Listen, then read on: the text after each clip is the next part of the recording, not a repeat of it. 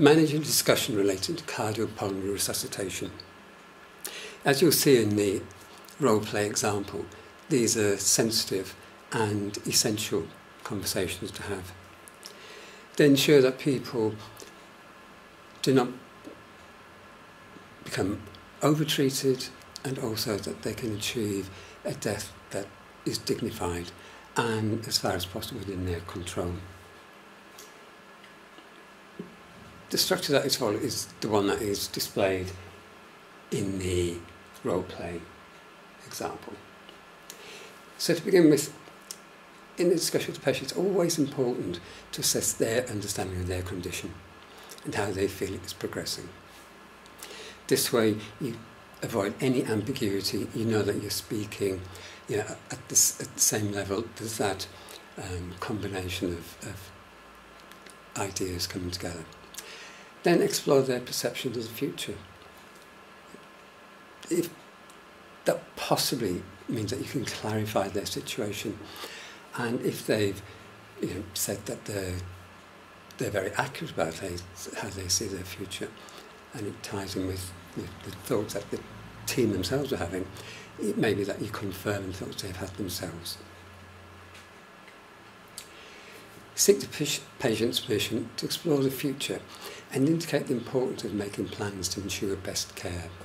This means that this is something that you're doing with the patient and not to the patient. This discussion is not coming at them as something that is not empowering, but quite the opposite. It's empowering to take some control of the future. Discuss the likelihood of deterioration and dying, and the changing emphasis from curative treatment to managing symptoms, emphasising the fact that everything possible will be done to keep the patient comfortable. It's very important at this stage that patients don't feel that they're being abandoned, and a discussion about cardiopulmonary resuscitation doesn't mean that other treatments are not going to be available. Introduce the idea that some procedures could cause more harm than good, such as restarting the heart should it stop, and respond to any questions and concerns the patient may have. You'll see this example role play, the sensitive way the nurse brings it round to the idea that some treatments actually will cause more harm than good. And very crucially, allow time and space for a patient to ventilate any concerns or issues. Now, where does that leave you thinking? Where does that leave you feeling? Explain the documentation and how the process works, and answer any outstanding questions the patient may have.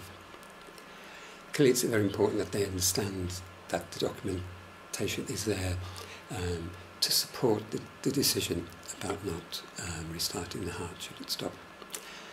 And finish by offer further contact to explore any concerns or issue that may arise later. Hopefully, following this structure, the conversation will be supportive, empowering and sensitive.